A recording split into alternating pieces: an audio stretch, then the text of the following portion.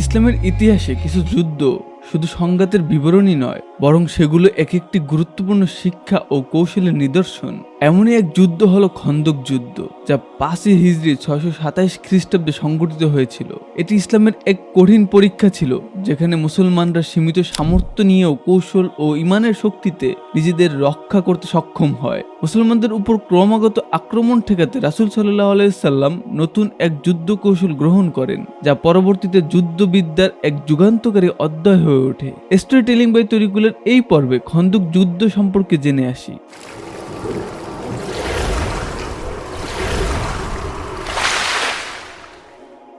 খন্দক যুদ্ধ ছিল ইসলামী ইতিহাসের একটি গুরুত্বপূর্ণ যুদ্ধ, যা 5 হিজরি বা 627 খ্রিস্টাব্দে সংঘটিত হয়েছিল। এই যুদ্ধ ইসলামের প্রাথমিক সময়ে মদিনার মুসলমানদের জন্য এক বড় পরীক্ষা ছিল। মক্কার কুরাইশরা ইসলামের প্রসারকে একটি বড় হুমকি হিসেবে দেখছিল।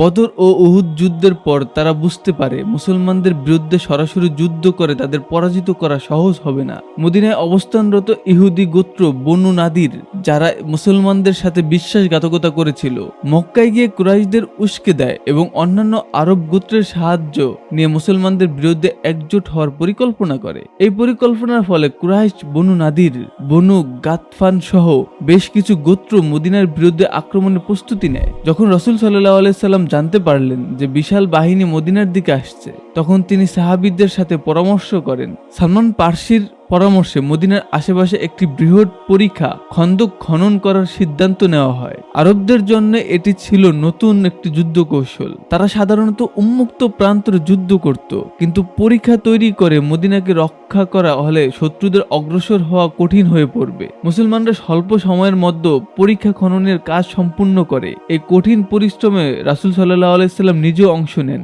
যা সাহাবীদের মনোবল বাড়িয়ে তোলে। প্রায় 10,000 সৈন্য নিয়ে কুরাইশ ও তাদের মিত্রগণ মদিনার উপকণ্ঠে পৌঁছায়। তারা যখন মদিনায় প্রবেশ করতে চাইল, তখন বিশাল পরীক্ষার কারণে তা সম্ভব হলো না। মুসলমানরা পরীক্ষার অপর পাশে অবস্থান নিয়ে প্রতিরোধ করতে থাকে। শত্রুপক্ষ দিনের পর দিন চেষ্টা করেও পরীক্ষা অতিক্রম করতে ব্যর্থ হয়। ফলে তারা দীর্ঘ সময় ধরে মদিনাকে অবরুদ্ধ করে রাখে। ইতিমধ্যে কুরাইশরা মদিনায় থাকা ইহুদি গোত্র বনু কুরাইয়াকে মুসলমানদের বিরুদ্ধে যুদ্ধ করতে উস্কে দেয়। বনু কুরাইয়া মুসলমানদের সঙ্গে তাদের চুক্তি ভঙ্গ করে শত্রুপক্ষের সাথে যোগ দেয়, যা মুসলমানদের জন্য চরম বিপদের কারণ হয়ে দাঁড়ায়। কুরাইশরা মদিনায় প্রবেশের জন্য বিভিন্ন পরিকল্পনা করলেও ব্যর্থ হতে থাকে। শত্রুর শিবিরে খাদ্য ও রসদের সংকট দেখা দেয়, তাদের মনোবল ভেঙে পড়ে। এমন সময় এক ভয়াবহ ঝড় আসে, যা শত্রু শিবিরকে আরো দুর্বল করে ফেলে। মুসলমানদের দৃঢ় মনোবল ও আল্লাহর সাহায্য শেষ পর্যন্ত শত্রু বাহিনী যুদ্ধবিহীন ভাবেই পিছু হটতে বাধ্য হয়। খন্দক যুদ্ধ মুসলমানদের জন্য এক গুরুত্বপূর্ণ বিজয় ছিল।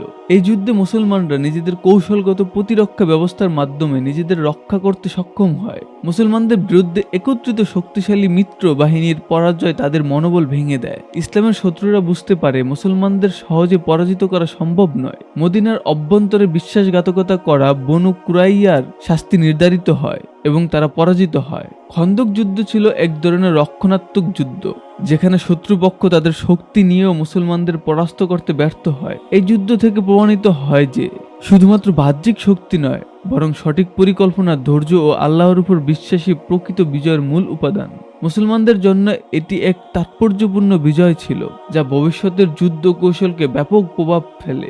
খন্দক যুদ্ধ আমাদের শেখায় যে কঠিন পরিস্থিতিতেও কৌশলগত বুদ্ধিমত্তা ও ঐক্য থাকলে যে কোনো প্রতিকূলতাকে পরাজিত করা সম্ভব। যদি ভিডিওটি আপনাদের ভালো লেগে থাকে, তাহলে লাইক দিন, সাবস্ক্রাইব করুন আর শেয়ার করুন, যাতে অন্যরা উপকৃত হতে পারে। আল্লাহ হাফেজ।